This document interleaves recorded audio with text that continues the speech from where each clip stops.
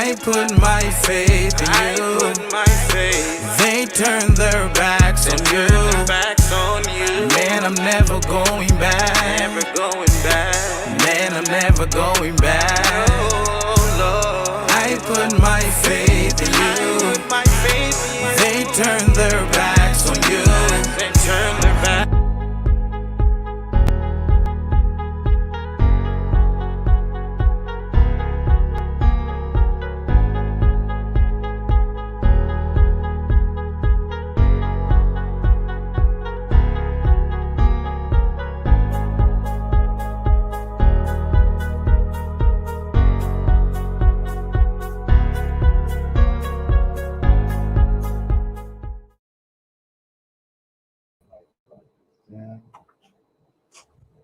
What's up? What's up? What's up? This is Rubber Ray, and this is R. Collins. And we together are Against All Odds podcast.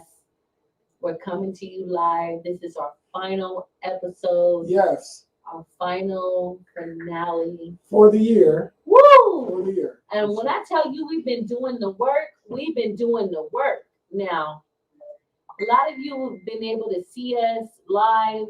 We've been going live. We did Balloons Over Bullets event where we reached out to the children, and I played Mrs. Claus, and Art Collins came through. You know, our Grinch outfit and Mrs. Claus outfit got stolen. We didn't post about that. It did. It got stolen. It was, and we were riding all around the neighborhood looking for you.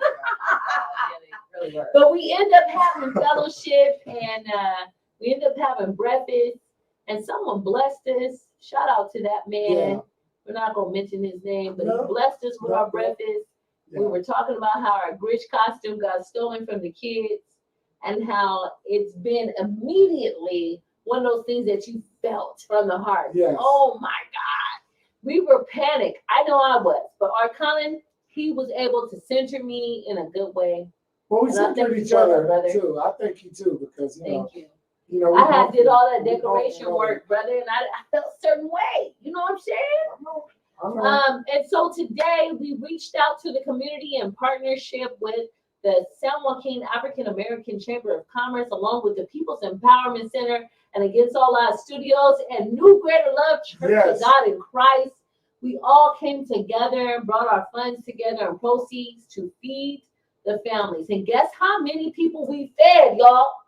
Guess how many people we fed? Take a guess. 200 people. Let's go. Right. 200 people that was displaced, that didn't have a place to live, that was living on the streets or in halfway houses or in homes with other relatives, right? And multi-family units. We fed them today, and we felt good about it. God is good. Creator is good. I tell you, if it wasn't for God putting everything together and doing what he did to make this go forth, man, 200 people would not have got fed. Let me tell you. All glory to God. Let me tell you. I'm messing around with my hat, but Art Collins, let me tell you, came through. My brother came through. He went out there. He taxied people in. You understand what I'm saying? With his own car. He said, hey, I know a place where they're feeding people. Come on in. And we were able to do that. And so we only uplift God today for making it work. We touched people's lives. We saw people who we knew in our past that came together. That was awesome, wasn't it? Ashe. We're able to just love on one another. And so that's what we need today in this day and age. Really. Ashe. And she's speaking about me, but like this whole event Rachel put together, it was beautiful. Like from the decorations, we showed some of the decorations on the podcast earlier. But I'm gonna just be honest, like you really did a good job. Thank you. And then also we had an event. What was it? With the Grinch and all of that. And I want to give a shout out to Trina for all the hard work. Oh yes, I did that event. And for some of you that don't know Katarina, we will be introducing her very soon. And so we're just gonna do stuff I in just, decent and yeah, order. no, Yes. I just wanted to You throw that out did there. one thing Yeah. for sure. Thank you. And I Um, did want to give a shout out to Caterina. She is an event planner, but I want to introduce her a little bit later, in the podcast because she is the woman of the hour, right? The woman of The hour. story that you're tuning in to hear about, perseverance over everything. We award people with their stories, with their love, and the ability to love others. Yes. And Katarina is the substance of that. Before I get to that, Yeah.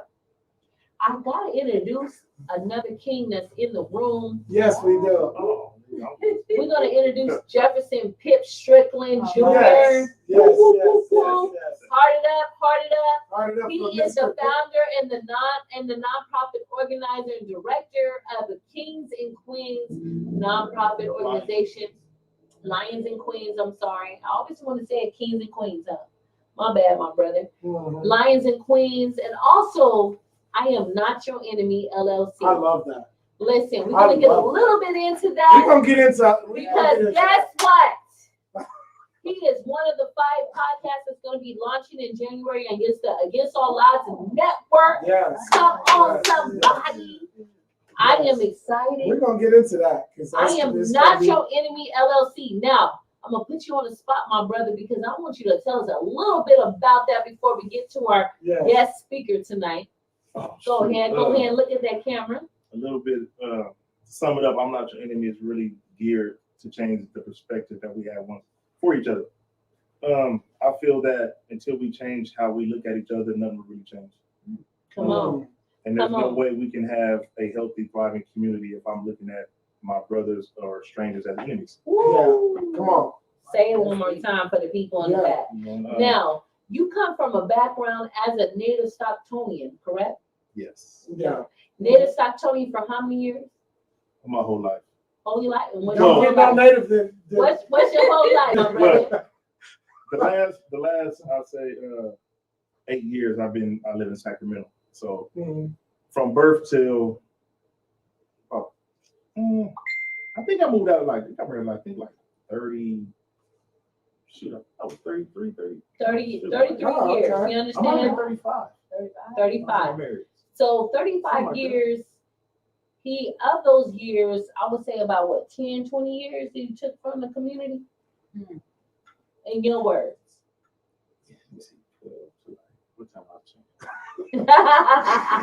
I say about 13 to 31. Okay, so between the years of 13 to 31, this gentleman here was a native Stocktonian that took from Stockton. Yeah. He was a local banger from the east side. Coast. And East Coast. it was a Coast Crip, Yes. Crip, and he took. But as he reformed and he gave his life to Christ, and he was able to transform and understand what his actual sacred calling was, he gave back to the community. Yeah. And so, as of right now, he is the founder of Kings and Lions. Lions and Queens. Lions and Queens. I'm gonna get it right. Hello, somebody. He is the founder of Lions and Queens nonprofit and also the LLC of I Am Not Your Enemy. This is where he's bringing on local gang members that have been reformed and are no longer gang members or contributing back to society, along with members that have ran the street life. Yeah. To understand a perception of what they wanted to talk about, their narrative. I think that's important because when we're talking about reform, we're talking about healing our communities. We need to know what led those individuals to hurt our communities, right? And so he stepped up as a leader to do that. And he's been very active in his mentorship, in his ability to reach the masses. He also works for Advanced Peace Stockton. Shout out to Brother Nuri Muhammad. But Advanced Peace Stockton is interrupters, violence interrupters or intercessors that go before individuals that have committed some type of murder or some type of domestic violence that happening within the home, they are a nonprofit that talk to those young people, that bring those young people in, and they try to connect in a way that allows for a change to happen on a micro level. Therefore, it can be manifested in a macro level. And so we always offer up his testimonial because he is somebody from Stockton that was able to overcome and show our young people the way. And I think we need to go back to that and be in cognizant mind to understand the difference between someone who was on the outside versus somebody who was on the inside, that got reformed, that got saved, that is now a family man, that is now somebody that serves his church, that serves his community to give back. And so, makes sense. Okay. Thank you, Brandon Williams. We will definitely zoom in. Camera crew, can you go ahead and zoom in? Camera crew, just go ahead and zoom in. I guess the picture is blurry at this moment, but we want to go ahead and keep talking about his story. And so, thank you, R. Collins. R. Collins is going to adjust the camera just for a moment, you all. Okay, so let us know if that is okay. We want to go ahead and sharpen our image. It is something that we have to go live and do in a good way. Are we okay? Because I could turn this way. Are we good? Okay. Okay. All right. So Brandon Williams, please let us know. We got some tremendous individuals that are giving back to our community, especially our Black and Brown community. And so I want to shout out to Jefferson Pip Strickland Jr. for giving back to our community. And just tell us a little bit of why you developed I Am Not Your Enemy, LLC. Oh, shoot. Well, really, to go back to when I did change. And to be honest, changing wasn't my plan. I was just tired of going to jail. But really, when I found out the understanding of why I was doing what I was doing, realizing that a lot of my young trauma that I dealt with mentally drove my decisions to be reckless. And it's easy to look at another person as an enemy when you're not a friend to yourself.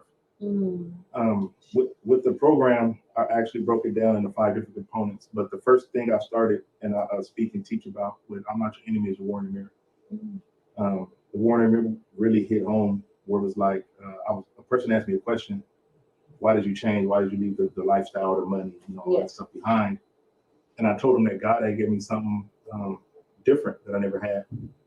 And he was like, what was that? I was like, man, peace. I'm at peace. I found peace. Not realizing what peace really meant until I was able to look at myself and be happy with what I seen. Once I became happy with myself, I was able to look at myself differently. And then I realized that when it came down to it, I had to tell myself, you know what, I'm not your enemy. I had to speak with my reflection, like I'm not your enemy. The more I spoke that over myself, I began to learn how to love myself. When you look at yourself as an enemy, you're reckless. If I don't love myself, why would I love anybody else? I can't. So with that, the War in the Mirror was birthed. I'm not your enemy. Then I looked at other components. The gang life, to look at somebody that's struggling on the other side of town as an enemy, just based on that they're faced with the same thing I'm faced with, just from a different block. So perception, when it came like, what made the Bloods my enemies? Besides somebody telling me they're enemies. These people ain't done nothing to me personally. It was just something that was taught to us. But when you have a perception of an enemy, you dehumanize that person. Wow, that's big. Dehumanizing the person. So that means you could do anything to a person when you don't see them as human. Yeah, and from that birthed the other 4 components. I have a component, what I'm not your enemy, called community and badges, what is dealing with the relationship building between us and the police department.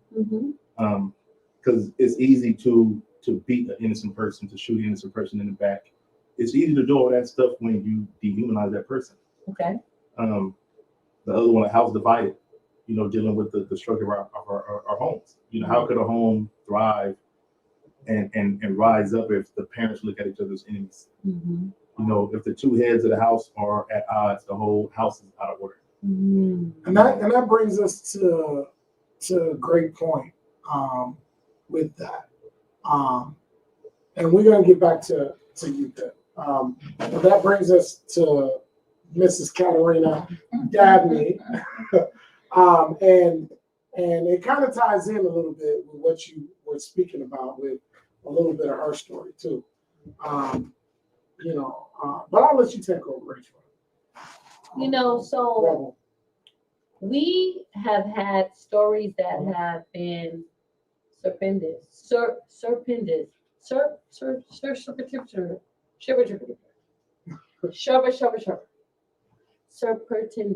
Is that the word I'm looking for? I see it. Okay. Superintendents. Is that the superintendent? Supersede. I'll use that word. We have stories that support and uplift our inaccuracies, our deficits, our self-doubts. Some of us struggle with self-imposter syndrome.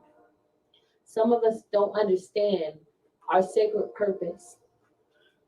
But this story that's going to come to you today supersedes, I want to say, a lot of the stories that we said and we interviewed on Against All Odds. And that's saying a lot.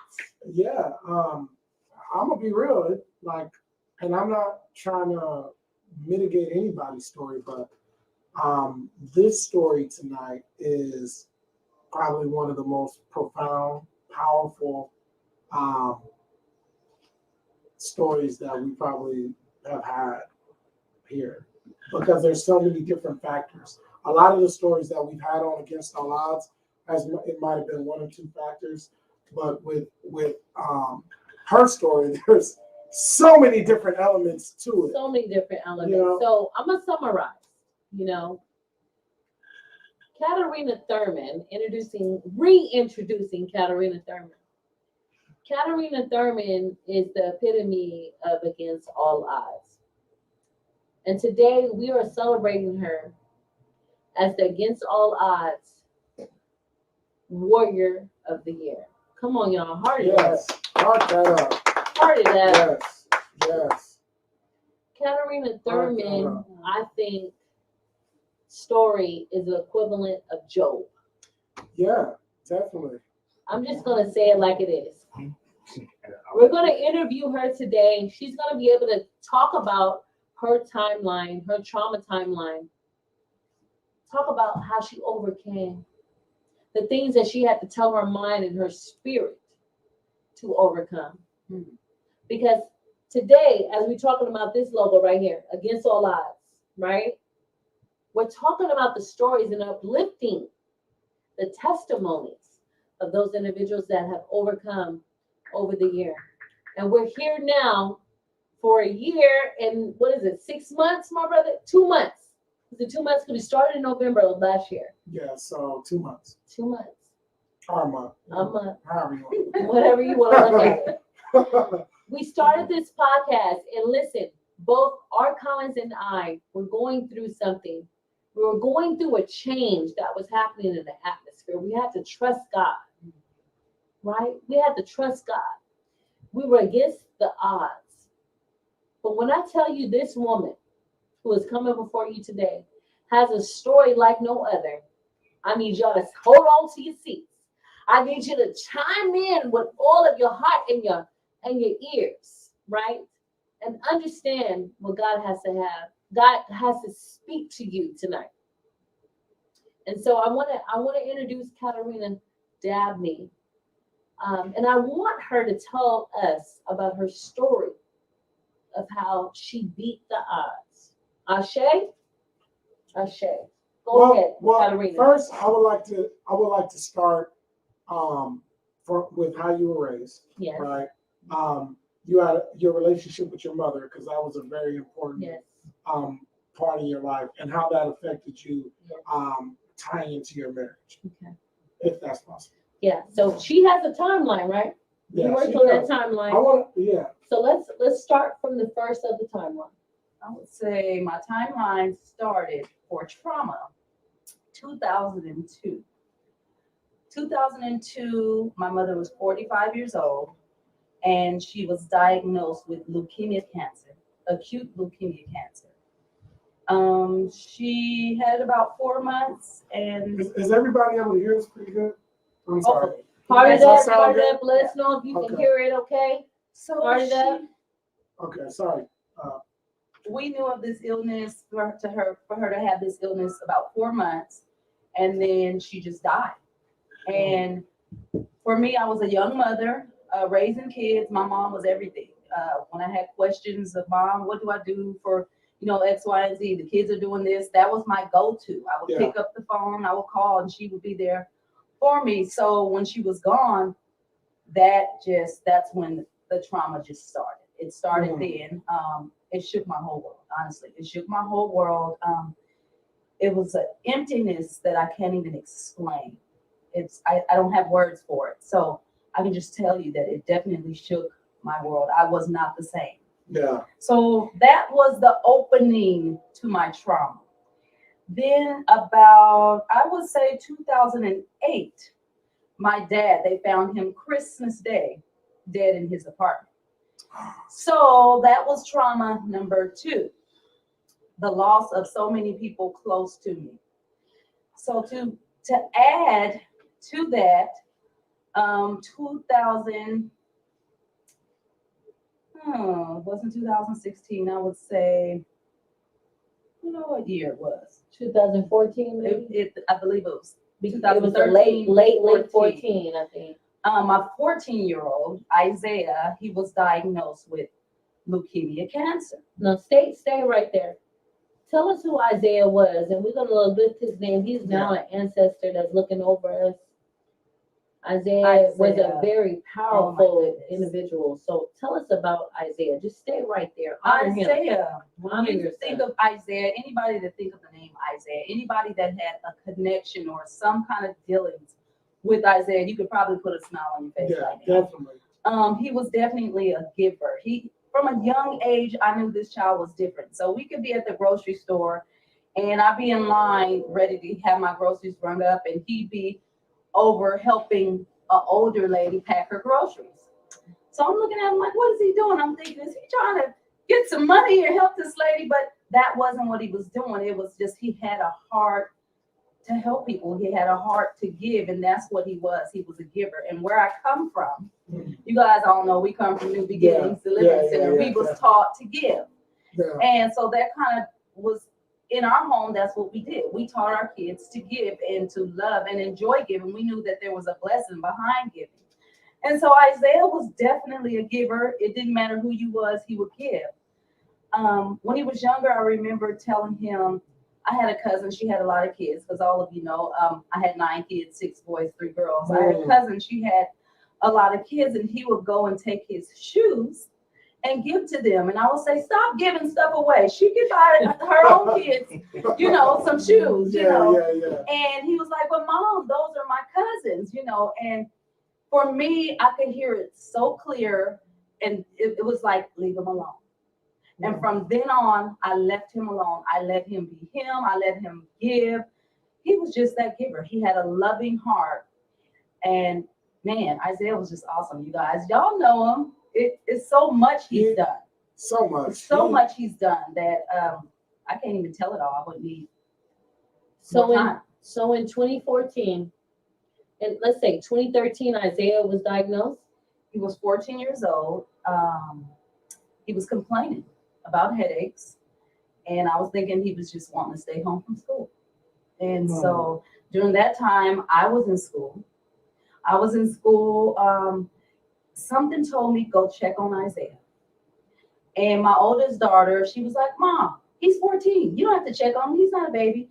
But I don't know, something kept pushing me, go check on Isaiah. So I let him stay home, and he was just really sick, to the point, if I describe it to you, you'd be in awe, to where I had to call the doctor, and they had me to rush him in. they had to do emergency surgery. Even with the emergency surgery, his issue that he was dealing with still wasn't corrected. And may I ask what the issue they diagnosed? So with the issue, first we went in. So I'm gonna just tell y'all. I'm gonna get to the bottom of it. Okay, so with him, his blood count was so high, and it was like he was having erections. It was just hard, like all the time. Sorry guys, but that's what it was.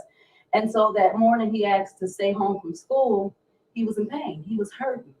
And he was like embarrassed as a kid, you know, you to tell your mom, hey, I have an erection and it's not going down. You're embarrassed. So he finally told me, and I called the doctor. They said bring him in. They had to do emergency surgery, and so we knew something was going on because the surgery took so long. But even after that, it still wasn't completely corrected.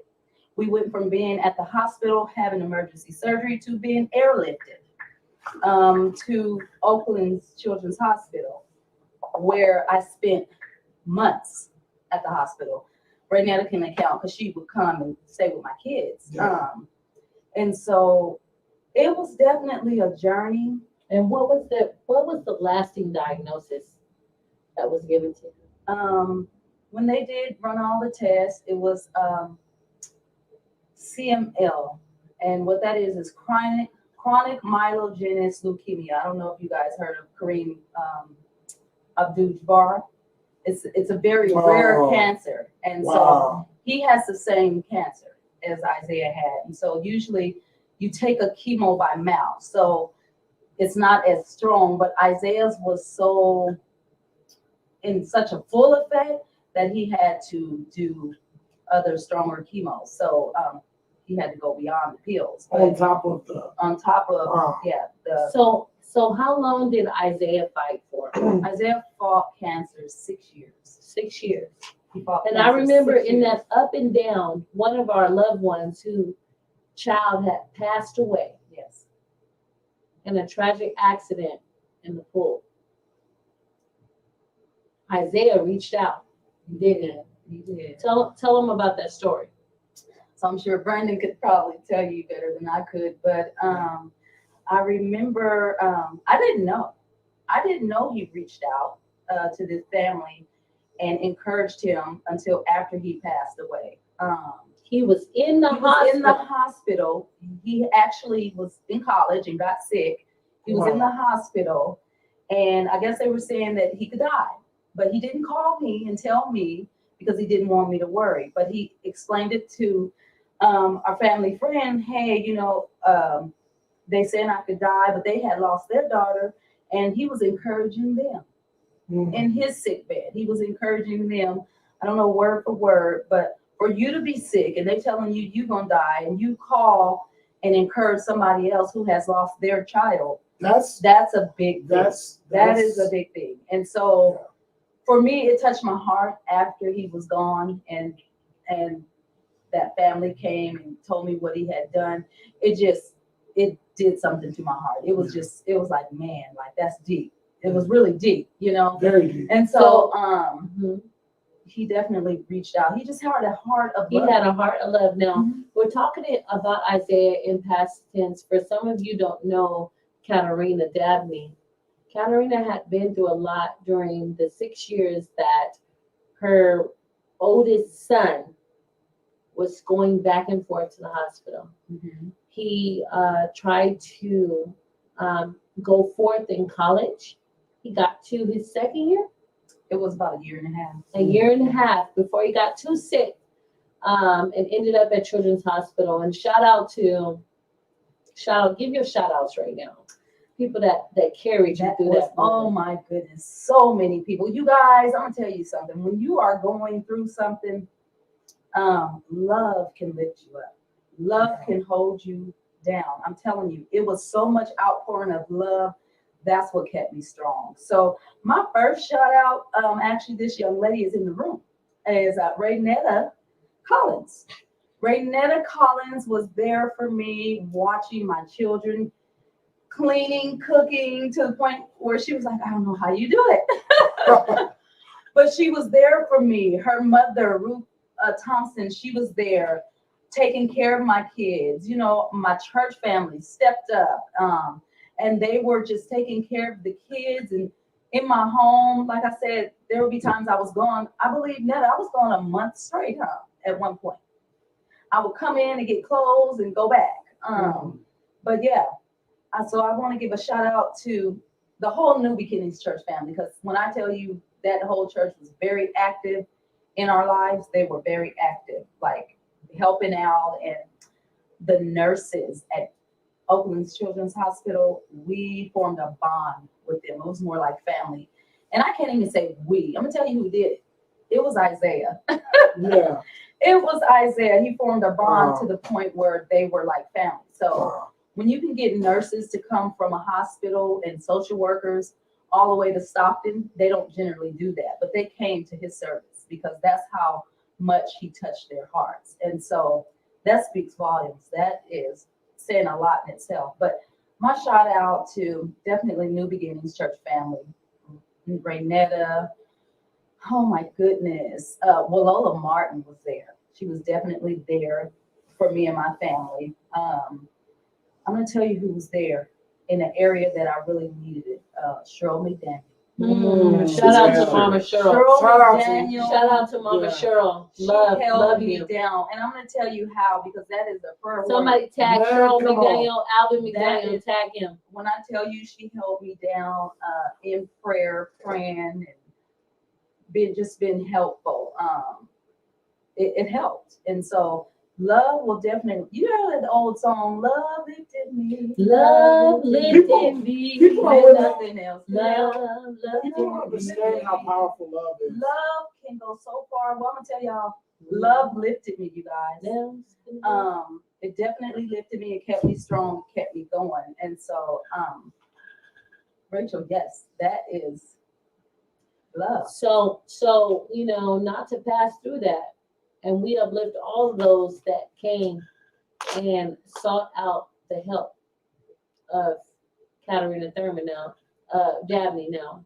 And so Katarina Dabney was able to bury one child. Isaiah died in 2016. Isaiah died in November 2016. 7th. He was a football player. He was a basketball player, all around athlete. The children loved him. They adored him. The teachers loved him and adored him. And he inspired people even through his struggle. So many people. And his mother put him away. Yes. That was her first child Yes. that she had to put away in a casket. When I tell you the warrior that we're celebrating today of Against All Odds has a tremendous story, Tremendous. I wouldn't bring you nothing less Yeah. to tell you how to persevere. Yes. In 2016, Katarina buried her first child, her oldest son, the one that was supposed to carry the legacy of her loved ones, of her history, of his father's history, and be the one that would succeed all the trauma that Katarina and her husband have been through. He did not survive that day, but he also thrives with his Heavenly Father. Ashe and Ashe and Amen. But Katarina began to go through a change. And in this change, she found all kind of obstacles of self, of family, of friends, understanding emotional control. Yes. And so I want you to talk about that tribulation. After your son had died, where were you in the mind? Where were you at mentally? Where were you physically? You remember you used to say you could come into a house. I remember that. And said I could see something and arrange it and clean it up and make it look beautiful, but you didn't even have that in that moment. You didn't have your talents. You didn't have your sacred purpose. You had lost yourself. So I want you to talk about that right now. Well, when you deal with loss, that, and especially a loss of a child, because I can definitely say the loss for my mother and my father was totally different. I can say 10 times different. And I thought I was going to die when I lost my mother. So you can imagine the feeling of losing your child. And your mother died of Leukemia, cancer. So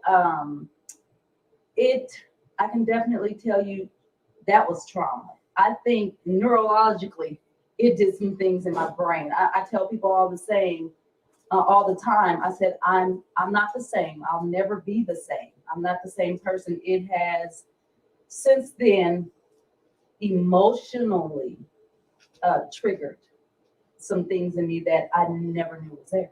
Wow. I've been through times where I've acted out. And clear the narrative for a minute.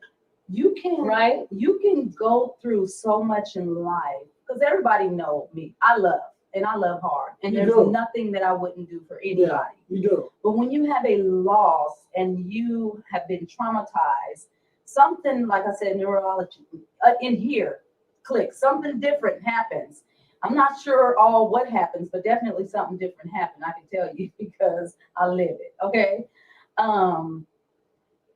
You're not the same. There's like an empty hole. You're walking around like it's just an empty hole, but you have to find a normal. For me, I had to find a new normal. I didn't feel normal. I had to learn how to live life without this son. You know how some people have kids and they lose them when they're a baby? I would question God, Lord, why you just didn't take him when he was a baby and I wouldn't have been so attached. But then I had to correct myself. Lord, I appreciate the years that you did give me. Come on. I'm glad that you allowed me to have him. A lot of things that we did as a family, we wouldn't have been able to do had it not been for Isaiah. He was just a go-getter. And so I appreciate God even giving him to me. And children are not ours. He loans them to us. They don't belong to us. That's right. That's Somebody right. need to hear that in the He back. loans them to us. And so he loaned me Isaiah, and he was ready to take his child. And he did just that. But back to that emotional trauma, Yeah. it doesn't matter what it is. It can be something small and you'll be triggered. So yeah. staying with that trigger, right? That trigger. Bring in Very Mr. Jefferson Pip Strickland. He posed a question to you, and I want him to pose that question right now, Okay. right? Bringing him into the conversation because he's a wisdom keeper. Yeah, definitely. This is a young person that is a part of our community, but he has lived many lifetimes and is very wise. So I want you to pose a question about the emotional part that you asked of Katarina Dabney. Emotional. My question was, when it comes to your belief in God, do you believe that emotionally you would have held up without having God present in your life? I'm going to say absolutely not. I know it was nothing but God. Had I not had God in my life, honestly, I probably would have been in the mental hospital or possibly maybe even committed suicide. I know women who has lost children and they've committed suicide. They had to get on meds. They had to go to the mental hospital. True. Thank God that I didn't have to take any meds. I had to do some melatonin now to sleep, but that's natural. But no meds, no mental hospitals, none of that. And it was God who carried me through. And to be honest, God is still carrying me through because every day is different. It's not a day that goes by that you don't think of your child, something that you bear, you bore, you carried for 9 months. So it's a daily walk. It's daily, but yeah. That too, does it ever And speak up into the microphone. Oh. It definitely gets easier. With time, I've told women, I've had to encourage a lot of women who has lost children. And what I tell them is time.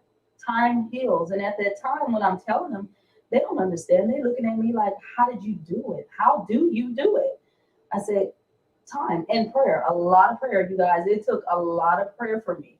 And still to this day. So I want to ask you, was it a time in your life where you didn't think you was going to come back? You had went far from deep, God, so dark. so deep, so dark that you was wilding out, whatever the case may be, in the emotion. Tell us about that moment. So let me tell you, you can feel so dark and so much pain, and you can have a room full of people. You can have family all around you, but when you lose a child, you can feel by yourself. You feel I can't even describe it. Honestly, I can't even put it in words for you. That's how bad it is. But definitely emotionally, at that time, I was trying to drown out the pain. I had turned into an alcoholic. I started partying, and you guys know I did none of that. I wilded out. Yeah. I wilded out. And so, and yes, I did feel like I could not get back to God. I felt like I was so far out there that there was no coming back. But thank God, by the grace of God, he'll just reel you on back in. He'll hold on to you. But I appreciate everything I've gone through. I didn't understand why I had to go through this, but I wouldn't be who I am today had I not. So like Pip got a question. I did. When you said something, it just caught my attention. After experiencing that and losing a child, especially being that you were in the faith at the time, through all the stuff you went through, what made you want to get back to God? That's real. Honestly, I missed him. I missed God. I had a relationship with God so close that without him, I missed him. That's interesting. It sounds simple, but that was it. I missed him. And I said, I miss you. I wanted God. So yeah. Now for me, I'll say, because I've been in a very dark place. Mhm. Now, the place that you were in is a lot different than the place that I was in. But as deep as you were in, for me, I'm not gonna lie. Like for me, it was the most difficult. I felt like there was no coming back. And then on top of that, the difference between being in darkness and then stepping back into God is a freedom and a peace. It is a freedom and a peace, but I want you to understand something. Mm-hmm. It is definitely a struggle because once the enemy get a hold to you, It's hard because it's a war. It's a war. It is. So it's not a day go by that I don't have to fight against myself. Yeah. No, Okay. That's where the battle's at. It's not that I don't have to fight against myself. And don't get me wrong, I'm not perfect, Patty, even now. No, I still deal with things Yeah, we now. all do. But you just have to keep striving. You keep pushing. And that's what all I can do. I've always been strong. And so I think I get that from my mother. Oh yeah, She was definitely a strong lady. So uplift. yeah, Sister I Marlene. took that from her. I definitely got that from my mom. All right. So shout out Okay. to Forrest Spikes. Forrest Spikes says to Pip and Katarina Dabney, I am awaiting for both of your books. Yes. Your testimonies has to be shared Yes. for inspiration and encouragement to others. Yes. And shout out to Miss Noretta Collins. And Forrest Spikes always says, love and respect for both Trina and Jeff. Walking Thank you. testimonies. Thank you. Definitely. Much love to you. Walking Forrest testimonies. That's a good guy, right? Yes. And so shout out to him coming from our LA family Yes. that's listening in. He also runs a podcast. And so we just want to give him some love. Now we're moving forward, right, in the timeline. Yeah. So we're moving forward in the timeline. So here we are, 2016, we're trying to get over the loss of Isaiah Thurman. And here comes along another tragedy. In 2018? Well, in 2018, it's just a normal night like I normally do. I gotta go to bed. I gotta go to work. Okay, I'm in bed and I get a knock on the door, and I'm gonna tell you guys that was the worst knock anybody would ever want to get. There was a knock on my door saying my second born son was shot in the head. And Just don't go over that yeah, real quick. Just pause right there. yeah, Because us as Black and brown people, we normalize violence in our communities. We normalize the trauma. And I don't want to normalize that. As a therapeutic trauma specialist, I want to take my time with that. Yeah, definitely. okay. You said that your second born son, your legacy continues with your sons, was shot in the head. Western Ranch, Stockton, California. Mhm. Slow down on that for a minute.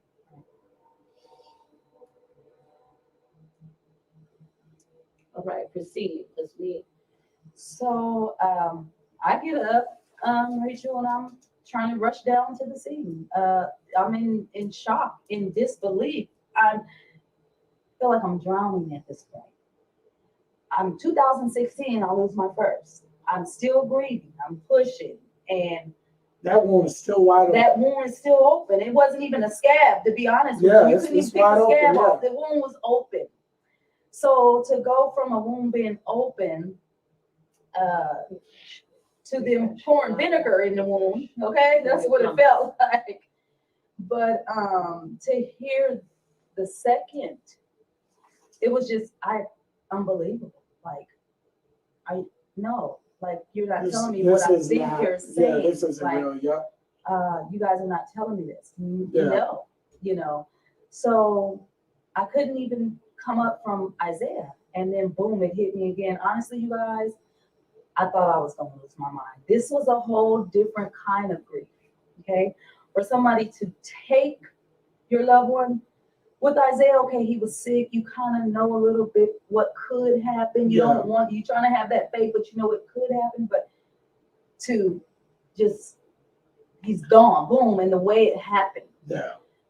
It You was, would rather, I mean, like when that's an avoidable situation right, that could not have happened Mhm. unless that person wouldn't have did what he did. right. So it's a different feeling It was a total different. because now I don't know. That's It's I'm- horrible. yeah, I'm gonna tell that's- you that. And so to go out there that fretful night, Hmm. to see your son laying on the concrete Yeah. and having to witness that, that's what type of power did you have to call on? What type of prayer did you have to call on to witness that? They hadn't even taken your son. Honestly, I couldn't pray. So the best thing I could do was call my pastor and first lady, and they came out there. Shout out to Bishop Dockery and Lady Dolly Dockery. They came out, they rushed out, and they stayed out there on the scene with me. And a lot of others stayed out there, and we stayed, until they came and got his body. But it was honestly, I couldn't pray. I was out of it. I didn't know what to feel. I was numb. It was unbelievable. But I know it was the prayers of others that held me up. My cousin Elaine was there. She was right there. I remember just going to sleep in her lap. That's how bad it was. It was a lot of loved ones, a lot of family. They were there. I saw you that night, and you came out there. Yeah, I was there, and you were. It was like you. It was almost like you were there, but it was hollow. Mhm. Like it was hollow. There was like you were there. You were talking. It was like you were a bot. Yeah. You know what I mean? Yeah. And I was very concerned about you. All of us were. Yeah. Because that is something I wouldn't wish that on my worst enemy. no. That is something I would not wish on my worst enemy. But I can tell you this, and anybody who has lost their children, you can make it through. You can survive. Oh, this is something You that can live. You just have to adjust to the new normal. do you know how much power, what kind of signal you're sending out there right now with those words? Mhm. You got a lot of mothers out there, a lot of people, a lot of mothers, even a lot of fathers, a lot of people who have lost loved ones. And for you to even be able to say that after losing 2 children gives somebody out there the hope and the thought that I don't have to kill myself. You don't have to kill yourself. Because there's a lot of people that want to kill themselves. So I want to go right there. I want you, in all honesty, with your permission, to be as transparent as you can, to also protect yourself, because this is going live in public. Yeah. I want you to talk about the struggle of the mind and how you had to talk of the mind to overcome. You were against all odds. You had 2 children stripped from you, a mother that you couldn't go to because she was struck from cancer also. You had 3 tragedies that happened on top of a divorce that was going forth. On top of trying to understand how to handle how many kids that was left? 9 kids. 9 children. I had 9. Isaiah was 6. God. 9 No, children 9. that was single. So And I what, was single then. so what was some of those things that transpired in that timeline between the 2 years of your sons dying in tragedy? You know what, Rachel? I can say definitely, honestly, it sticks out like a sore thumb. I experienced anger out of this world. I experienced a strong spirit of anger. Was it like a why me type? I've never been a pity party kind of person, so it wasn't really a why me. It was more of I'm angry. I'm angry. Yeah. I'm just angry, God. Yeah. You know. And I told God I'm angry, but I had to come to my senses. I'm like, well, you can't be angry at God. That's whose help you need. And so that changed really fast with Isaiah, but then it came back with Isaac, and it was much stronger. And honestly, I still deal with that even now. I had to kind of get a little control of it. Honestly, prayer. But before Isaac passed away, rest his soul, Isaac struggled.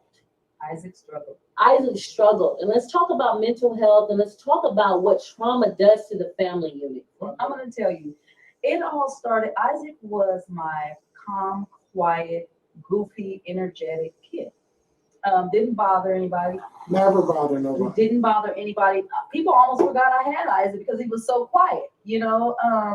But him and Isaiah was very close. Yeah. They were best friends. That was his best friend. And so when Isaiah spent most of his life in the hospital, well, guess who didn't have a friend?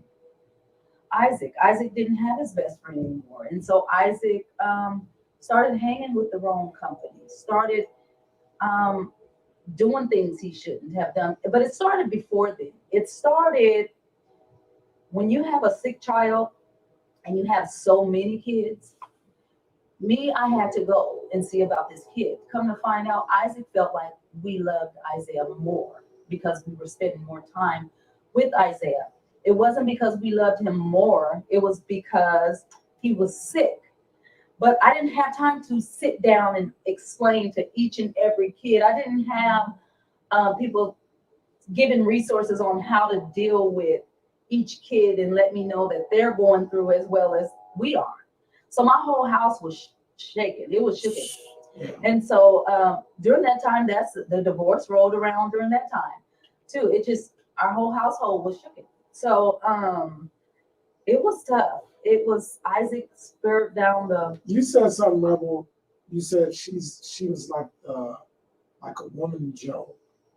You know what I mean? Like, cause you had so much going on at once. Yeah. That the average person would have went like this. Yeah. You know what I mean? Yeah. What was your transition? Because I know you spoke about, women or men, who I'll just use that voice, that can get through a child's death. What was that transition like for you? So what was it like, that dark place for me? Yeah, how was the transition from getting from that dark place to being able to get to the place you're at now to say, hey, you can overcome even after. To be honest, if you just want pure honesty, my other kids is what helped pull me through. Because I told myself, you have to live because they need you. Oh, yeah. I said, they need me. And so there was days I just want to crawl into a hole and don't come out. I just didn't want to do anything, but I couldn't give up. And I would look myself in the mirror and talk to myself. Sounds strange, but yes. No, it ain't strange. I do it even Very now. therapeutic. Very therapeutic. And look myself in the mirror and talk to myself, hey girl, get it together, get up. If I have a dark day, even now, all my friends will tell you, I'll get up. If I don't feel like nothing, I'll get dressed. I said, I'm gonna put some high heels on. And everybody know I don't care for high heels like that, okay? Yeah. I'm gonna put some high heels on and I'm gonna get dressed because I don't like the way I'm feeling and I'm gonna just do something. If it ain't nothing but go get an ice cream or take a ride or Come on. Go look at some flowers in somebody's garden. Just something to bring some joy to me and some peace. And so that dark time, I got through it, Roby. Honestly, I had a lot of crying days and still do. A lot of crying nights. I would just cry out. I would be laying in my bed crying. My new husband didn't even know I was crying because I turn this way and just be crying myself to sleep. I had a lot of dark days, but what got me through, honestly, when Isaiah died, I jumped back into work really fast. I didn't stay home long. And I wouldn't say that that's healthy, but for me, that was my cope. Now I'm realizing that it's not really healthy because I still do it. I stay busy to keep my mind. The Band-Aid effect. I stay busy. That's not the healthiest thing, but it's my cope. Yeah. So when we're talking about coping and we're talking about the healing journey, what are some of the things that you did to try to get through the hurt and the pain and 2 children that you lost? And I understand it wasn't just 2 children. Tell us about that. You talking about the miscarriages? Well, I've had miscarriages. I've had 2 miscarriages. I've had one where I was 5.5 months pregnant and it died. The baby died in my stomach and I had to push it out naturally. So for me, I think honestly that goes way back. That was before my mother. That was trauma. Now that was trauma, you guys, to push out a baby that wasn't alive, and then you're there and you got to go home, and your body is acting like you had a baby, but you're coming home with no baby. So definitely, yes, that was definitely trauma. What? Yeah. I made it through that though, guys. Whew, thank God. I still have dark days now. So when you say, how did you get through that? How are you getting through it then? I still have dark days. So how do I get through it? Like I said, I just stay busy. Yeah. I stay busy, but honestly, I help somebody else. So like, I'll throw myself into, and my husband don't understand. You're always doing this. You can't sit down. You're doing this. You're going doing this for people. You're doing this for people.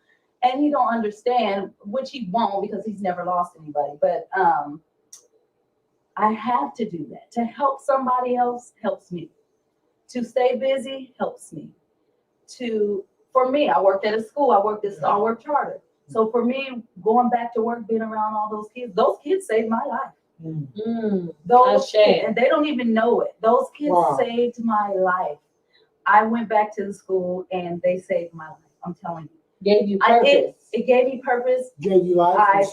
I was a teacher's assistant, but it made me help them different. It made me look at life different. It made me, these are precious kids, and I'm looking at, and they didn't understand, but I'm on them, and I had a whole new outlook on life. I had a whole new outlook, and those kids kept me. I'm telling you. So staying busy, staying coping. Did you get into any intent prayer? Did you take up any hobbies or any businesses that help promote the self? Go ahead and talk about that right now. So I got so depressed. I got really depressed. I had this extra room, and I would just go in there and I started just playing with stuff, making stuff, arts and crafts, putting glitter on wine bottles, and because I was a drunk, so I had plenty of wine. No, it took me there. You guys know trauma will do something. I'm gentle with yourself. I'm gentle. This is what God did for me. Okay, I say this as a testimony. I went to drinking wine. Wine was my drug of choice, and it numbed the pain, and that's what I did. I drank, and so I had plenty of wine bottles, and I just started glittering the wine bottles, and I started making things, and I was good at it, and I had never been good at creating stuff like that. Right now was always the one who could create something, but I don't know. It was very tedious stuff, but I would do the tedious stuff because the tedious stuff kept my mind focused. And so I picked up on how to decorate and how to event plan throughout my trauma and tragedy. That came out. It caused you to grab on all the new talents. It did. Let me ask you this. Do you think that, staying busy and doing all the coping with things that way, or learning new hobbies or doing new things. Do you think that was sort of a band-aid so that you wouldn't get caught up in your thoughts? Absolutely. That was. Why was that so dangerous for you to get away from your thoughts? There's no telling where I would be. You did speak about it working for you, right? Mhm. But I can see that being dangerous for anybody in that kind of a It situation. might not work for somebody else. Yeah. What I'm doing might not work for somebody else. And honestly, it's not really healthy for me because I'm tired. Yeah. And I'm wondering, why am I so tired? Well, I'm busy all the time. Like, sit down. Yeah. That's all you gotta do. Just sit down. Yeah. But when I sit down, I'm thinking. So that overthinking that we sometimes see with grief, sometimes when we see with parents that survive their children, a lot of times that, and this is just me normalizing as a clinical therapist specializing in trauma. For Katerina to go through trauma within a short amount of time, distinctly showed a lot of PTSD. Oh, yeah. And those PTSD, along with grief, compound trauma, looks like lashing out. Oh, yeah. Yeah. It looks like emotional deregulation. It looks like the ability not to communicate in an effective manner. Mm-hmm. Irrational thinking. You're not thinking You'll in a react logical so manner. fast. You're reacting, right? A lot of you all don't really configure that with PTSD, but that's PTSD. You can have PTSD. That is PTSD for sure. You can have PTSD from secondary information. The coroners had to contact Katerina about her son's death and in the manner of which he passed away. Mm-hmm.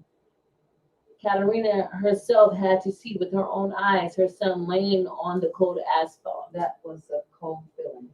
For hours. Do they For hours. understand For how hours. deep that is to For hours.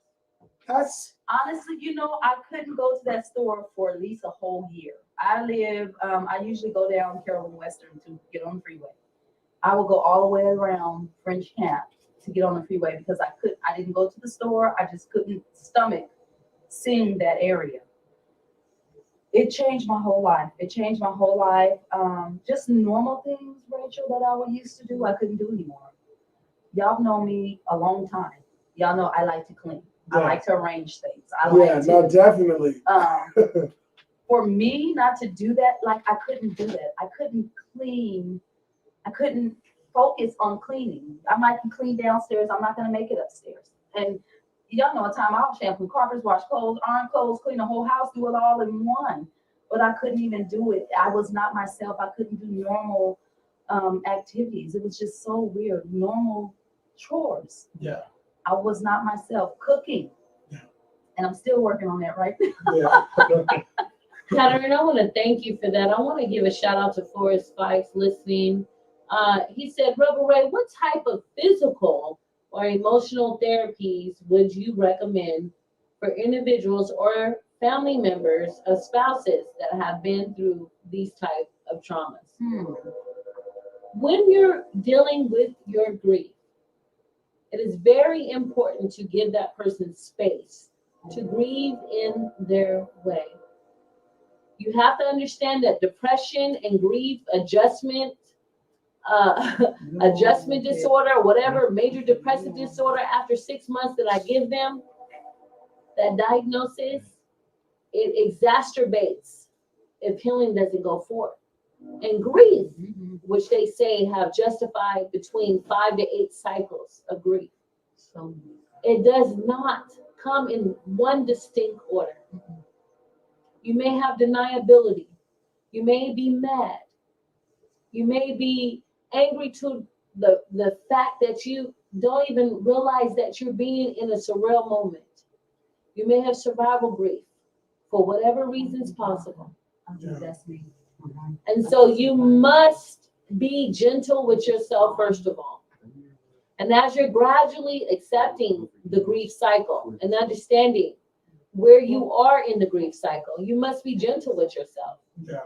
It's different for every person. The pattern of grief is different for every person.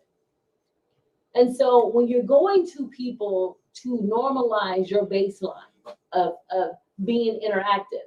Sometimes your grief will manifest in a way where you may have hypervigilance, where you're looking over your shoulder. You're wondering if the person is out to get you. You're paranoid. I've been there. Okay? Honestly. Your grief may manifest in total PTSD. And individuals around you that doesn't know about PTSD, they don't know how to quite care for you. A lot of times you need to go and take space.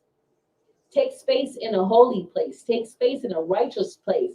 Take space in a balanced place. For me, that's the ocean. The ocean and the beach, getting back to nature, allows me to balance my synergy, allows me to balance my chi, and keep myself enlightened to my emotions. Know that when you're going through grief and adjustment disorder, you're going through a life trauma, you need time. And every time of a person differs. Yeah. You need that space to pray. You need that space to cry. For every season, there is a moment where you're happy, where you're sad, where you're angry. Normalize those emotions. That is the beginning of self-healing. Definitely. And to answer your question, Pastor and Elder Forrest Fikes, understanding the communication is key. Sometimes it hurts so much, all you can say is in your heart. Surround yourself with those that are able to do just that. When they understand your and they're able to allow you to take space and gather yourself so you can go before or come around fellowship that will uplift you. Please never deny the fact to be around those individuals that Job had. Job had friends. Job had friends that questioned, Job, what did you do? Right. What did you do for God to curse you so? For God to take so many things from you. You remember that? Yeah, they thought it was a curse. Job even had the woman that he bare children with, that he gave his life to. Said, Job, won't you go on ahead and curse God and die? And Job denied even that fact. Always understand who your creator is and the power that he has inside of you. You have the same power as manifested. You are created in his image. When you rationalize and realize that, you can call upon that. You'll be able to pray. Come on. Come on, somebody. Come on. You're able to pray. Yes. Pray for yourself. Go into your closet. That's Come right. on, look. Come on, Ruth. Katarina saying, Sister Ruth. Come on, Ruth. Our viewers know it, Sister Thompson. Listen, Sister Thompson taught me how to pray. That's Come on, right. somebody, in the name of Jesus. In the name of Jesus. That's right. And so it is important to know when you come back to your sacred purpose, for every season, there's a reason. For everything that comes into your path, it is to better you, not to destroy you. Ashe and amen. And that's what I would say in therapy. Without our clinical evidence-based practices, we could not have our spiritual. I bring the spiritual and the cultural awareness and the cultural understanding and the competency of our trauma. We have compound trauma that's come through our intergenerational genetics, through our bloodline, that's coded. If you don't understand me, go read a book because it's there. That information is there. On top of what Trina was carrying, she carried a newfound trauma. It affected her womb. It affected her mind. It affected her family, social atmosphere. And so the one thing that she knew that she had to do was get into therapy, but also pray to the creator that made her. And that's what I'm going to say as a clinical therapist. I'm always going to go forth with the spirit, also with the natural, also with our mental health, because all three has to be in balance. It has to be in balance. Definitely. All three has to be in balance. Ashe. And so Thank you, Mr. Fabian Garcia. Shout out to you, Mr. Fabian I was Garcia. laughing. What's up, If Fabian? you touch that hat one more time, hallelujah. Listen, Mr. Fabian Garcia, I have to adjust it because the wig might come off with the hat. Hallelujah. TMI. Yeah, but it's a dope hat though. Look at It's that. nice. Yeah, it says. Pastor Forrest Fight says Something. surviving grief. Wow, that's deep. Great show. Well said, Ray. You know what I do? Say Renetta something, Collins Rachel. says, I remember smelling a really good home. Yeah. Right? Yeah. Every time. Always we go to had Jim's that house, house it's gonna smell right. Like bleach. And, Shut up, Always Rosie. had that house right. I'm telling you. Listen, the smell of bleach was so tranquil. Oh God, that was my perfume. Huh? Listen, you go up in there if you don't smell bleach. I'm sorry. What were you gonna say? Go ahead. No, I just wanted to, not just to mothers or fathers who've lost children, just to anyone who has had or suffered from grief or loss. What I will say to you is take one day at a time, 1 hour, every second. Yes. Every day you'll feel different. You might be smiling 1 minute and crying the next, but just tell yourself, I can make it. I can get through this. Yes. You know what I tell myself? And it sounds a little cocky, but it's not. I have to tell myself this. I say I'm built for this. Woo! Jackie Ramos will tell y'all. She teases Shout me out all to the Jackie time. Ramos. I tell myself I'm built for this, and I just keep pushing. You So tell programming yourself I'm yourself. built for this. You're built for this, and God won't put no more on you than you can bear. And it might seem unbearable, but just know that if you're going through it, you can get through it. So that's. So I my want to words. touch on that emotional regulation before we close. Okay. You had your highs and Oh, you yeah. had your lows, and this is your chance to get in front of your narrative. Yes. Because a lot of individuals, they're not trained to see through the trauma eye. They're not trained to see when you come for me, I lash out. Right. I act out because I've been through so much, I can't take no more. Mm-hmm. So I want you to touch on that, Well, honestly, and then talk to the viewer on how to overcome that. Well, honestly, since I've lost Isaiah, I've actually had people say, "Oh, crazy, Trina, oh, she's crazy." Well, yes, honey, if you go through some trauma like that, no, I'm not crazy, okay? I'm just going through my season. When you go through things like that, you don't know what it'll do to you. I Yeah. definitely lashed out. I was doing things I never would have thought. Roby, it was horrible. And I know that wasn't the person that I was. Yeah. And I didn't like that feeling. I had to get to myself and cry out like, I don't like this. Yeah. This is not who I am. Yeah. And so, yes, you will deal with, like Rachel said, there's different steps, and those different processes of grieving will start coming out, regardless if you like them or if they're comfortable or not. You just got to know how to get through it. And get some counseling. I recommend getting counseling. A lot of our people, they don't go out and get counseling. And why do you think that is, That's- Jefferson Pip Strickland? Why do you think that is that we don't get counseling? Let's just be honest. I'm gonna be honest. The reason why we don't get counseling is because over the generations and decades, I'm not trusting them people in that system. Ooh, that people, Oh. meaning the colonized individuals that stole us from our land, that Because, taught us I mean- their ways and said that you need to heal in this Right. way. Is that what you're talking Not about? That just that, people? but Be very In transparent. a way, right? There's a stigma If, with if, counseling too. if you look back at why we don't trust, right? So much when you try to, like, or how I put it, it's hard to take the antidote from the person who injected you with the poison. Wait, that was too much right there. They didn't hear it because I'm ADHD. I need you to slow that down and say it one more time. It's hard to take the antidote from the person that injected the poison. Hmm.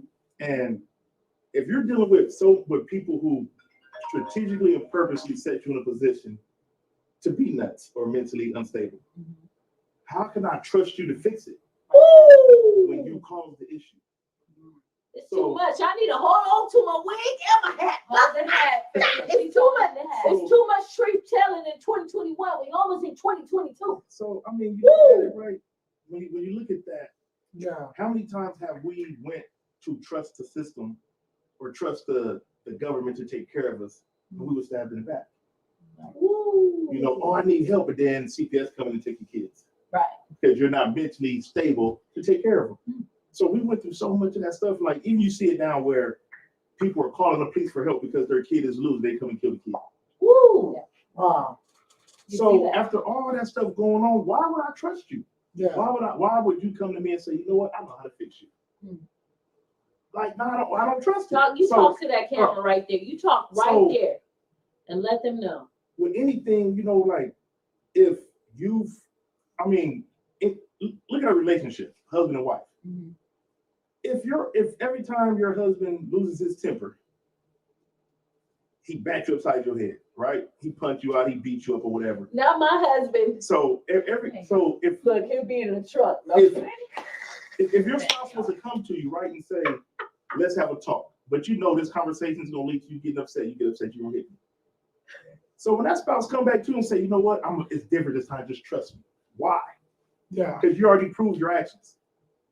And that's the same thing when they be like, we've got to a place of so much distrust that we don't trust anybody. We don't. No, we don't. And that's the main reason why we do what we do in our community. That's And why let we me don't get tell you- vaccinated. Let me tell you, Trust me.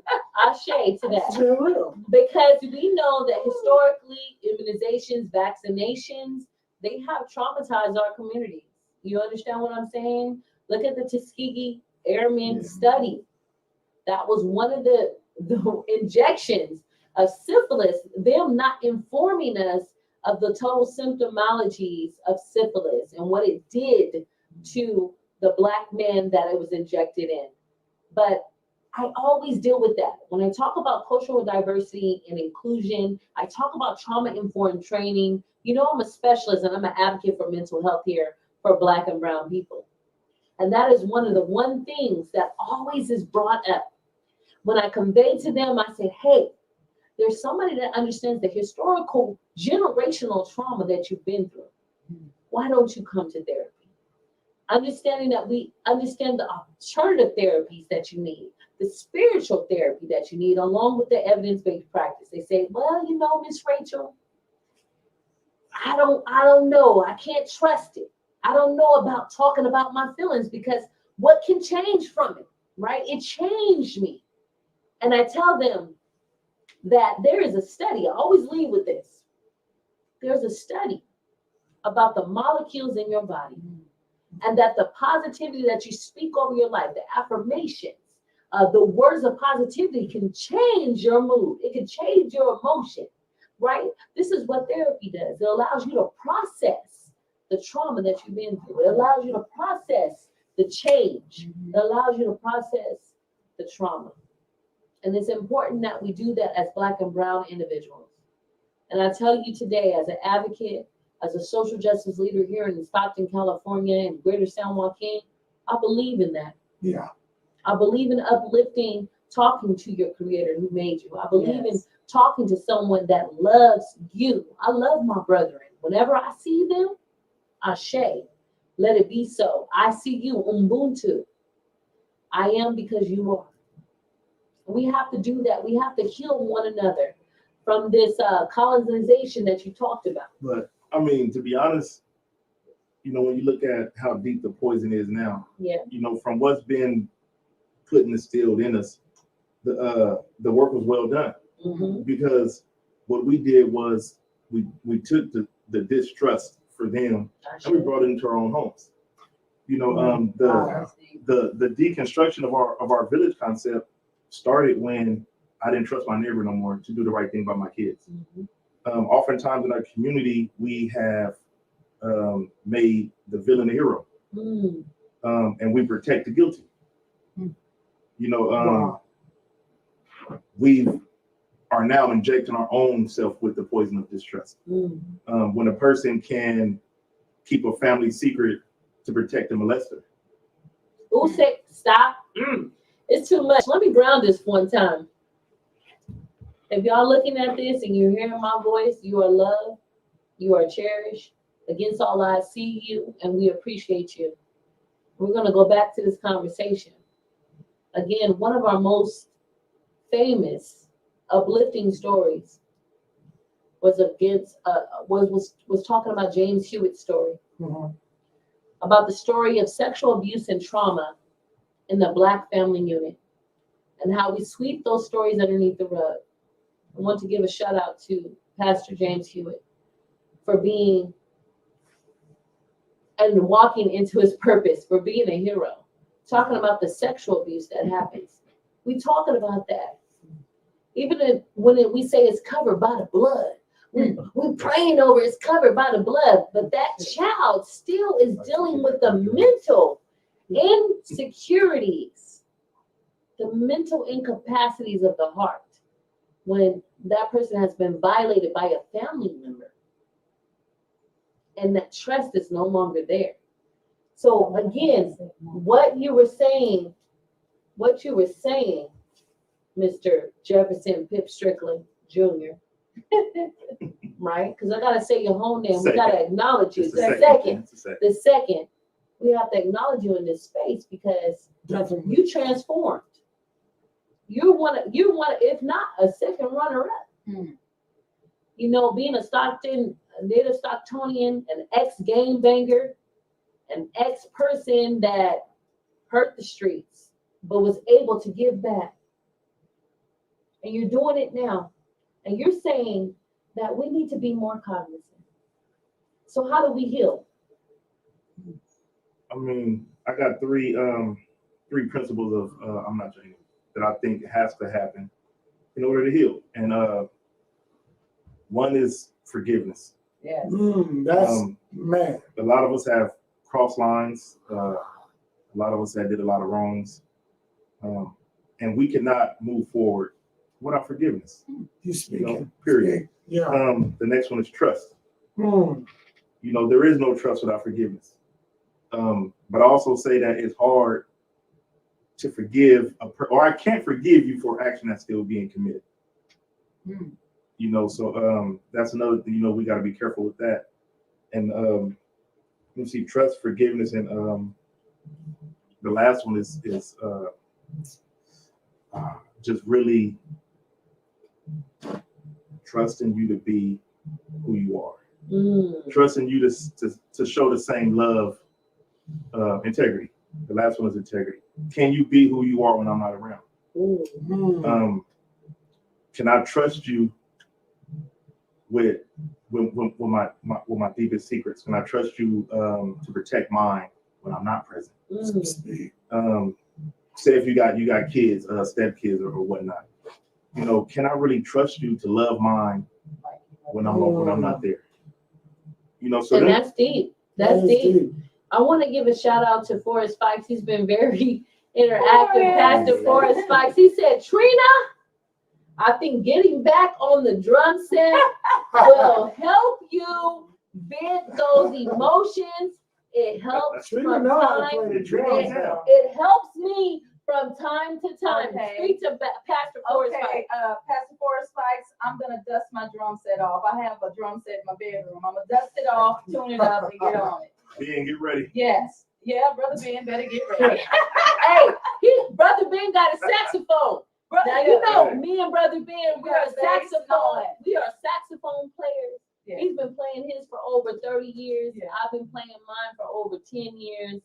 And I'm telling you, I love music. Music touches, it's therapeutic. It is And if- very therapeutic. If it's one of those coping strategies, our Collins knows, That's how I cope. use I'm cope. gonna try to beat them drums. I'm finna get on my drums. Come on now. Come on now. I need I'm gonna proof. tag you, Forrest Fikes. Yeah, I need proof. I need a video or something. I'm gonna make a video for y'all. Let me get on there. I'm gonna do that. I think You gonna that'll do be that? very So therapeutic. surviving 2 children lost, 2 miscarriages, because you had one later on in your life. Yes, I did. You had one later on in your life. And surviving a divorce from a person that you was married to for 20 years. 22. 22 years. Was it that long? 22 years. 22 years. Really? Wow. Basically grew up with him in the church. Well, I met him when I was 13. You met him when he's 13. Yeah. And having to remarry. Yeah. And now you're in this chapter You are now, do you mind me telling your age? Because you look 16. Oh gosh, sure, no problem. Yeah. That was So Yeah. what is your age, Miss Trina? I'm 45. So going through all of that at the age of 45 and really understanding sacred purpose, Yeah. really understanding that I am still here in the land of the living, I have purpose. Katerina Thurman said, I want to be something else in life. Back in 2000, before 14, I can't tell me what year it was, you said, I need to get my GED. Come on. Come Had on. went through high school, you got pregnant, Dropped out. dropped out, and I'm going back and forth, but I'm going somewhere with this. And what year did you get your GED? It was in Isaiah got passed in 2016. It was 15.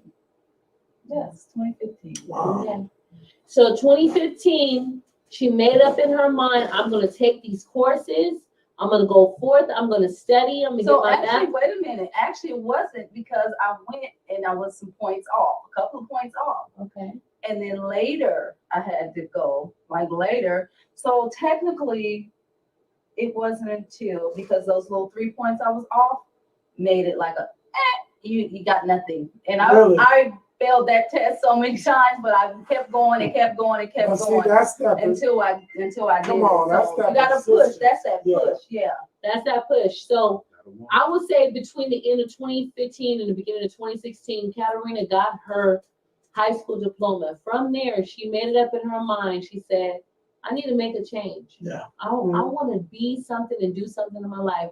She launched her personal business. Shout out to your event business. Plug your business right now. Cat's event planning. Come on. So Cat's event planning Come on. came forth, and she began to take what she was coping with, that hobby, into making money. And so she started investing and buying products to do large events. Through that, Katerina said, I'm not going to stop there. Come on. Well, I'm going to go to vocational school and I'm going to get my trucking license. Yeah. man. Come on, somebody. Yes. Yeah. Now, Yes. your That's new powerful. your new husband, shout out to Benjamin Dabney. Hey. Did you see No. I said his Dabney. legal You name? gave the government name. That gave the I government heard nobody calling me. Ben Dabney, shout out to Chocolate. That's my child. That's the chocolate. Shout out to him for loving through everything Yes. and supporting. Yeah.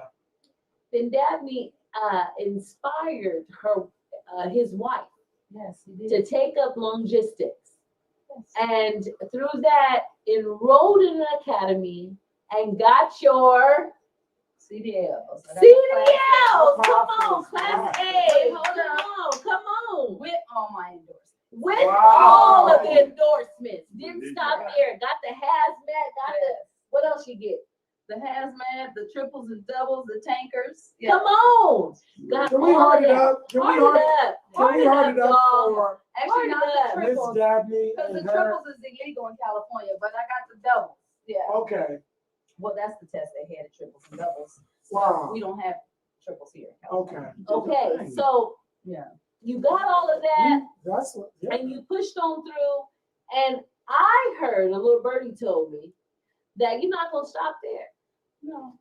A little birdie told me that you want to own your own trucking company. Come on, So, Ashe, I'm somebody. going to get my own truck. Yes. Wow. I'm gonna be an owner operator. I am. Yeah. Yes. Woo! So owner operator, Black Female of the Year, Against All Odds Warrior 2020-21. 2020-21. 2021. 2020.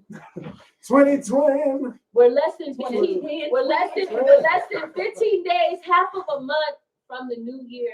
Yes. I want to say that we brought you tremendous stories to inspire you. Yes. Yes. Definitely. Tremendous stories to Tremendous. uplift the true nature of what it means to be against all odds. Yeah. And we're bringing so much more in 2022. I'm so excited, Laura Yeah. Collins. I'm excited. We're too. bringing 5 podcasts, one Wow. including Mr. Pip Jefferson Strickland the Yes. second. right? I like saying his name because it's very esteemed. Jefferson Pip Strickland, Jefferson. the sucker. Jefferson. It should be like some bugle trumpet. I got all last names. He is bringing also against I Am Not Your Enemy under Against All Odds Network. We're Yes. so excited to hear the ex-gangster perspective. Yes. I guess you're always a gangster at the heart, huh? You gotta be out here.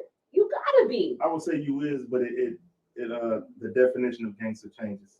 Yeah. You know, I don't think it's gangster to want to die. Wow, that's deep. Now I look at things now to where, like, you know, you always had homies that say, "Man, I'll die for you." You know, and we used to tell homies, "Man, I'll die for you," and that ain't gangster. That ain't Now, to me- No, that's that. To be honest, man, what gangster is to me now is when I come home and my son hugs me, my kids hug me. That's Man, gangster. come on, man. What's Right, gangster to speak me is up. that Yeah. to look forward to getting old. Man. And I tell people now, man, I don't want anybody to die for me, man. If you love me, live for me. That's right. Man. You know, that's the most That's gangster powerful. thing you can do, man. Live for me. You done said a mouthful, Piz. Yeah. Listen. The award of the year award goes to Joy Man, Netta Collins, and this new cat that comes on. He ain't new though. We love him very much. Know him for over 25 years. Pastor Forrest Spikes, he says, I'm buying both Trina and Jefferson's books in 2022. Tell him that's He also says You know- Trina's book and movie should be entitled Keep On Trucking. That's all. Get your money, That's Keep girl. on trucking. That's it right there. You can Keep flip on that off kind of Keep way. on trucking. Oh, right. man, we That's love right, Pastor Forrest Forrest Spikes. Spikes from the 213 or the 323, Oh. wherever you at. Yes. We love Keep on you. trucking. Inglewood. I think it's Inglewood. Okay, Is it okay. Inglewood? I think it's Inglewood. We Is it love you Inglewood? very much, my You know, we call it brother. all LA anyway. Yeah. SLA. Oh, it's LA. SLA. Down south. Rest in Yeah. peace, Nipsey Hussle. But for real, before it's time. But you know, Right. Art Collins, Mhm. this is our season finale episode. We're gonna rest. We did really well. We Art Collins put up with my shenanigans for 352 weeks. That ain't easy, yo. I'm Well, saying, we I are- said, Collins, I was like, 52 weeks. 52 weeks. 52 weeks. 365 days. Art Collins put up with my stuff. He I know how to prayed deal for with me. Rebel. It's okay. That's I know how to my deal with sister. Rebel. That's She my know- brother. Give me a hug, brother. She know how to deal with me too. So you know, Give me a hug, we brother. all right. My brother, my brother encouraged me through thick and thin.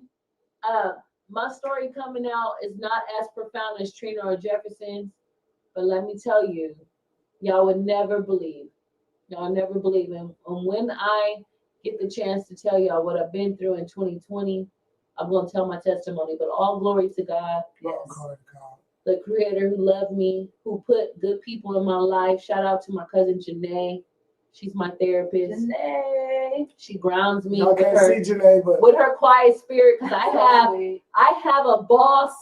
Lioness. Roar. she does. A lioness spirit. She bosses Shout us out to all my around. mother.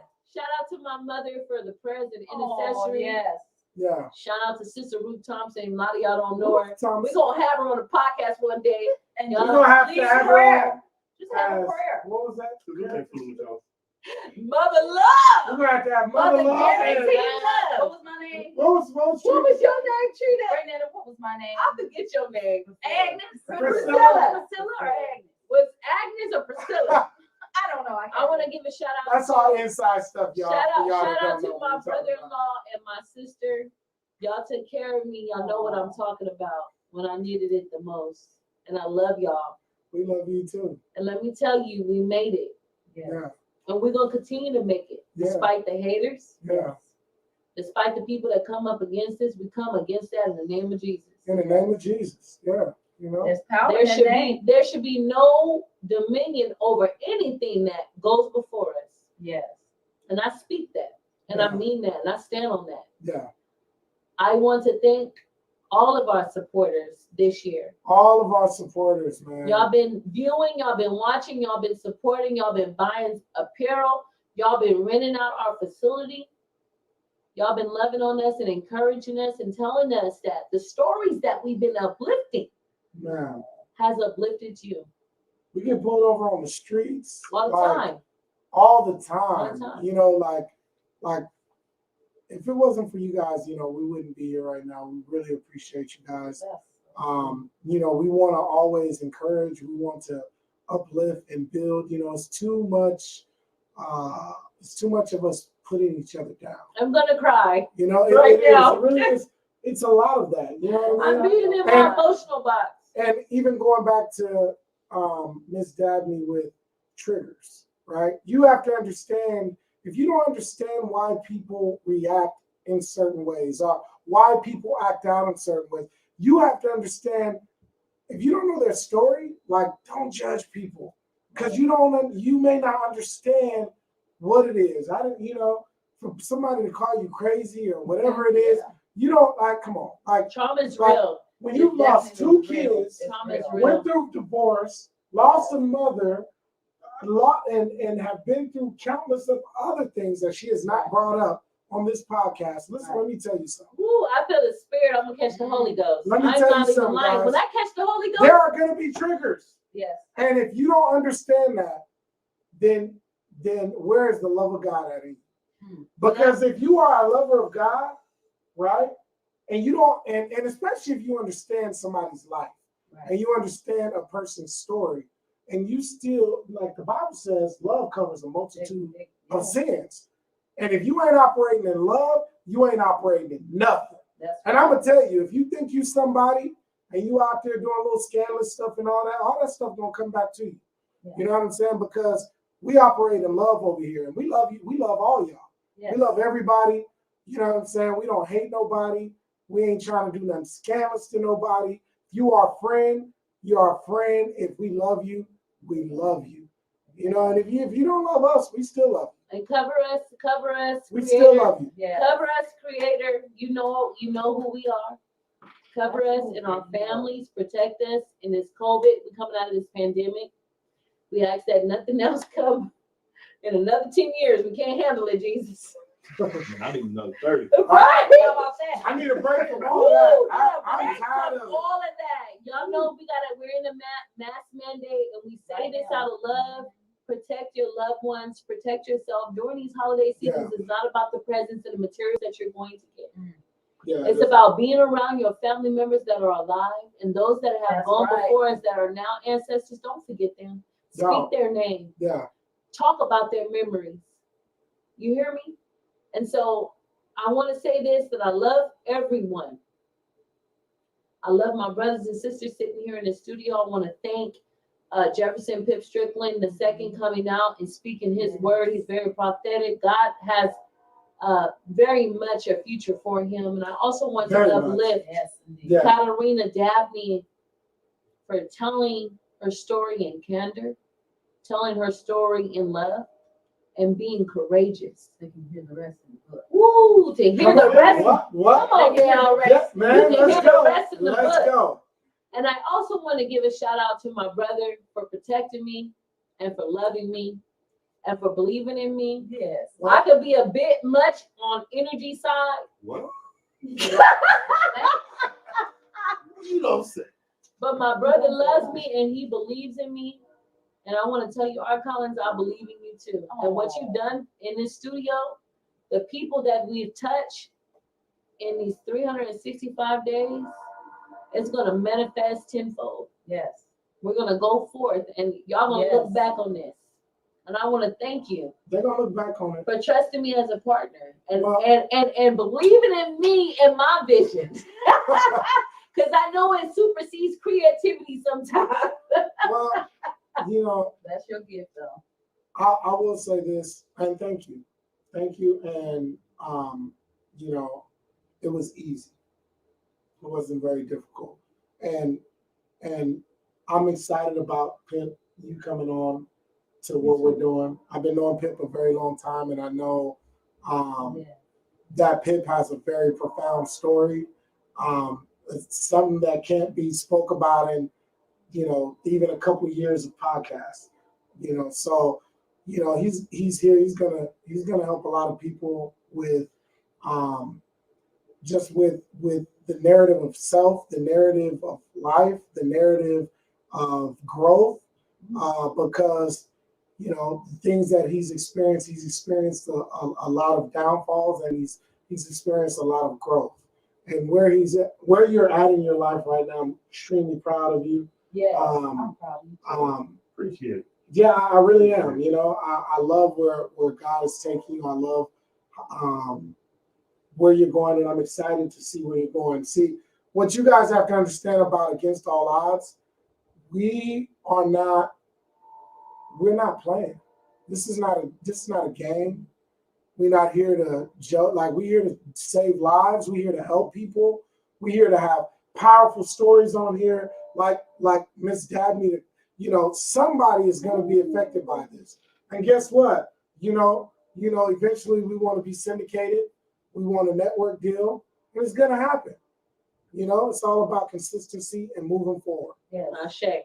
But guess who we have leading the way? God. Absolutely. You know what I'm saying? If God is for you, who can be against you? That's right. So I appreciate everybody who is tuning in with us. We had a beautiful event today. Yes, we did. Beautiful event where a lot of lives were affected. A lot of counseling was done. Shout out to my brother Roby. He went out and taxied our individuals that were displaced out in Stockton, California. He taxied in his own car and brought those people into the event center to get a warm plate, to sit and fellowship and be loved on. Let me tell you, shout out to the man of the year. Come on. All right. All good, God. All right. I tell you, thank you so much. I was that person who needed to be taxied. I was that person who was homeless. I was that person who lived in abandoned houses. I was that person who slept in a storage unit. You see what I'm saying? So I understand what it feels like to have a meal when you don't have one. I understand what it feels like to be that kid who don't have those clothes to go to school. You know what I mean? I understand what it feels like. So for me, it is God allowing himself to use his vessels. Yes. I'll say all of us, because everybody has something to give that God wants us to use and give to the world. You see what I'm saying? Everybody has that gift. Everybody has something, and I'm proud of each and every one of you. This is the last show of our season. We have been working hard. I'm really proud of even those who have been working in the background. Janae. All right, Janae has been tremendous. She's been our crew member. Janae, can you go ahead and come in the frame if you don't mind? We want to shout out. She's been the crew member. Don't mind her. She's a little rough right now. She all right. You. She all right. Go ahead and come in the frame. Come right in between us back here. So y'all don't Come in see. here, right here. Y'all don't see Janae. But Janae works in the background, and she was our elf. She was our elf for reaching out to the community. And she sung and danced improv for those children when our Grinch costume got stolen and our Mrs. Claus costume got stolen. She still continued the show. Yeah. She set up hours and hours and gave back to the community. Yes. And we want to give you a shout out. When I get some real money, Janae, I'm taking you on a trip. We gotta do something for Janae. And I'm taking you to the Louis Vuitton store. Let me know. That's right. I love my little cousin. I love you too, baby. I love both of y'all. Love you. Right. Yeah. Shout out, and if Miss Collins can get in the frame, if you don't mind, we want to uplift her. Yes, come on, Miss Collins, let's go ahead and uplift you. Let's see this We're gonna uplift this you. beautiful wife If you behind can, this if you can hug the children, Janae, hallelujah. Blessed is the children. Now, Miss Collins has been the wisdom keeper. She is the one that prays behind the scenes. She is the one that gives counseling to both me and our Collins. She is the one Get in Go there. ahead. Ooh, he tried She it. is the, look at you. Oh, Come you on. said it, girl. I got a She is chance the now. one. I She want is, you to quit. she is my sister. She is my middle sister, my baby sister, but Aw. she is someone who has motherly wisdom. We often go to her. We want to appreciate her on camera because we got to give her her roses while she can smell them. Yes.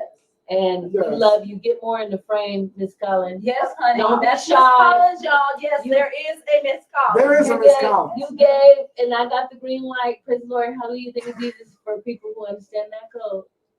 Right. You guys don't know Netta is Netta has the plug. You know, I'm the plug, Netta's the power. Come That's on. You know what I'm Give saying? it up. I'm gonna be real. You Give know? it up.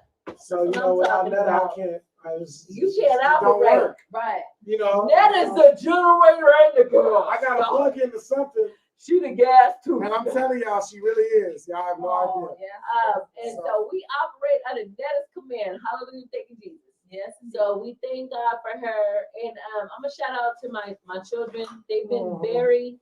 I had a baby through the pandemic, y'all.